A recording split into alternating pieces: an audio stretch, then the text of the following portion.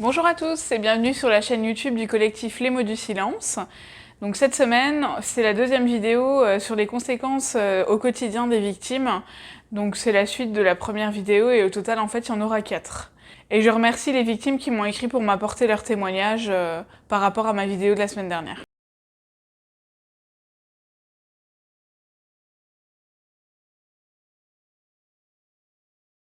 Moi, dans mon quotidien, j'ai tendance à pas forcément être très bienveillante envers moi-même, pour la seule et bonne raison que je me suis toujours accusée de ce qui m'était arrivé. Donc plus maintenant, bien sûr, maintenant que je suis adulte, je sais que c'est pas le cas. Mais en fait, j'ai pris cette habitude de m'accuser et cette habitude donc de me remettre en question et de culpabiliser. Et beaucoup de culpabilité font qu'on n'a pas forcément des réactions bienveillantes envers soi-même. Et c'est pour ça que certaines victimes, des fois, vivent des choses ou permettent aux gens de faire des choses qu'elles n'auraient jamais dû faire. C'est pour ça que je me suis retrouvée dans des relations qui étaient particulièrement toxiques et que j'ai laissé aussi des personnes faire des choses qu'elles n'auraient jamais dû pouvoir faire. Par exemple, j'avais tendance à laisser les gens prendre l'ascendant sur moi parce que la bienveillance envers moi, en tout cas, n'est pas innée à la base. Après, avec le temps, j'ai appris vraiment à me poser des questions sur ce que je voulais, sur qui j'étais, etc. Donc, comme je le disais dans la vidéo précédente. Et maintenant, donc, j'arrive à être bienveillante envers moi-même. Mais j'avais tendance vraiment à avoir cette bienveillance envers les autres, mais pas du tout envers moi-même. Et ça s'améliore au fur et à mesure donc des années.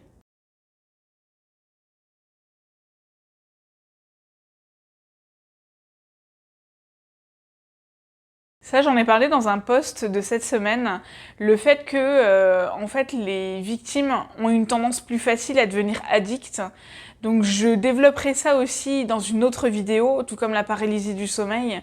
Mais en fait, je sais que je suis passée par des périodes où je le raconterai plus en détail, mais où je pouvais avoir des problèmes avec l'alcool, où j'ai pris des décisions, par exemple, de ne plus boire de la même manière qu'avant. Et en fait, on est tellement mal parfois qu'on a vraiment tendance, par exemple, à trouver du réconfort dans l'alcool, dans des substances qui peuvent nous faire nous sentir en état second. Et je sais qu'il y a beaucoup de victimes, donc avec qui je parle, qui ont de fortes tendances addictives à la drogue, à l'alcool ou autre. Et c'est pas parce qu'on est faible psychologiquement, c'est simplement que ça nous permet de nous vider la tête. J'encourage absolument pas ces pratiques, puisque même pour moi, je suis ultra prudente avec ça. En fait, avec ma psychothérapie, j'ai vraiment appris à consommer de l'alcool différemment, par exemple. Et c'est le seul moyen, en fait, que je trouvais pour me vider la tête. Pour réellement être en off, c'est ce que je dis souvent dans mes publications. J'ai du mal à arrêter de penser, j'ai du mal à arrêter voilà mon cerveau et c'était la seule manière en fait pour moi d'arrêter de penser et d'être détendue. Maintenant, j'ai appris à être détendue autrement, mais ça a vraiment été une période de ma vie qui n'a pas forcément été facile et que je recommande à personne. Et pourtant, pratiquement toutes les victimes passent par cette période ou le sont toute leur vie. Et c'est quand même quelque chose qu'il est important de mentionner. Et c'est même mon mari qui m'a dit, il faut absolument que tu en parles dans une de tes vidéos et dans un de tes posts. Il est temps en fait d'en parler. Simplement parce que on en a un peu honte. C'est vrai que on a envie que les gens nous voient d'une certaine manière. En tout cas, les victimes, on est habitué à sauver les apparences en quelque sorte, même si j'ai appris en me mettant sur les réseaux sociaux ou autres à ne plus vraiment y faire attention et surtout à partager avec le plus d'honnêteté possible, parce que clairement, le plus important, c'est pas que vous pensiez que tout va bien, que c'est utopique le combat d'une victime ou autre, bien au contraire, c'est de partager toutes mes difficultés. Mais c'est vraiment quelque chose qui pour moi est pas forcément facile et c'est pour ça que j'en ferai toute une vidéo. Mais en tout cas, attention aux victimes avec les tendances addictives. Et pas seulement pour la victime, ça influe aussi donc, sur la santé, par exemple la consommation d'alcool. Et c'est quand même important de le réaliser. Donc c'est important d'être bienveillant envers soi-même et de réaliser qu'il y a des choses qui ne sont pas forcément bonnes pour nous.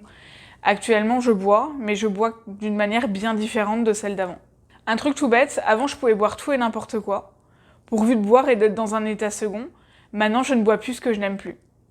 Ça veut dire qu'il y a des choses que j'aime pas, vous me verrez jamais consommer un alcool que je n'aime pas. Et ça a été une très très grosse évolution dans ma façon de consommer de l'alcool.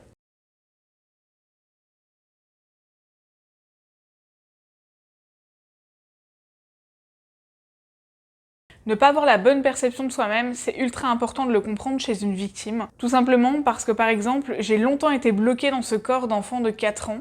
Ça veut dire que en tant qu'adulte, je me voyais bien dans le miroir, donc quand je me regarde, je vois le reflet de moi-même, je vois bien que je suis une femme adulte. Mais je voyais encore cette petite fille de 4 ans, donc cette petite fille qui n'a pas forcément la force de se défendre, qui n'a pas forcément les outils pour se défendre. Et en fait, j'ai mis énormément de temps à accepter le fait que j'étais devenue adulte et que maintenant, il fallait en quelque sorte que j'agisse par moi-même, tout simplement parce que voilà, cet homme avait cassé la confiance, en tout cas le processus de confiance en soi qu'on acquiert quand on est enfant, et cette indépendance psychologique. Et comme ma famille m'a très longtemps demandé de me taire, en fait, pendant très longtemps, j'ai pensé que psychologiquement, je ne pouvais pas être indépendante. C'est-à-dire que pour moi, la pensée libre, le concept de pensée libre a été très long à intégrer. Et je l'ai intégré en fait pendant ma psychothérapie, où il y a des gens avec qui je n'osais pas du tout dire ce que je pensais. Alors avec mon mari, ça n'a jamais été un problème dès le départ, parce que c'est quelqu'un de normal et même si on n'est pas d'accord avec lui, c'est pas du tout grave, c'est pas pour autant qu'on peut pas s'entendre. Mais il y a des gens, voilà, dès que quelqu'un était un peu plus gueulard ou avait plus tendance à prendre le dessus sur moi, déjà de 1, je le laissais prendre le dessus, et de 2, j'osais plus affirmer mes arguments, ce qui n'est plus du tout le cas actuellement, où si je suis pas d'accord avec vous, j'hésite pas à le dire.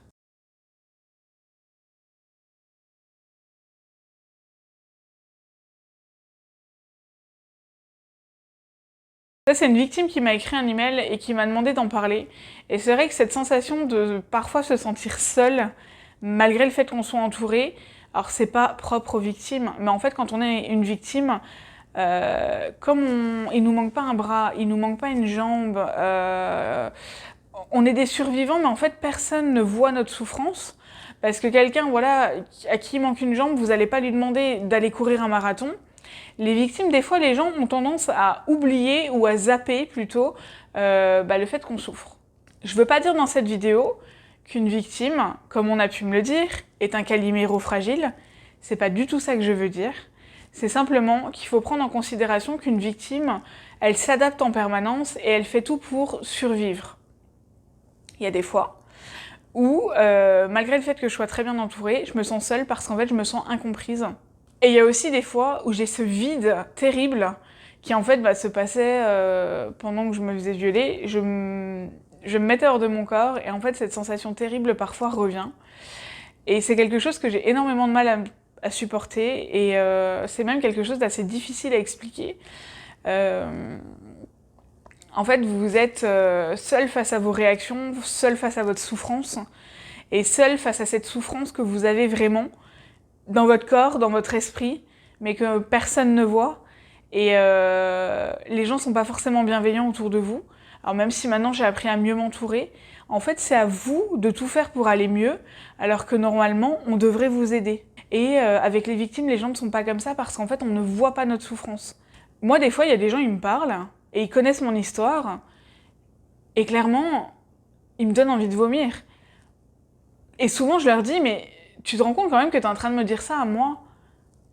Parce que par exemple, ça a été le cas encore aujourd'hui où on m'a raconté une histoire et où on m'a dit mais de toute façon cette fille-là il faut pas l'écouter, ça peut pas être vrai parce que t'as vu sa situation. Comment la situation d'une personne peut influencer le fait qu'elle dise la vérité ou non?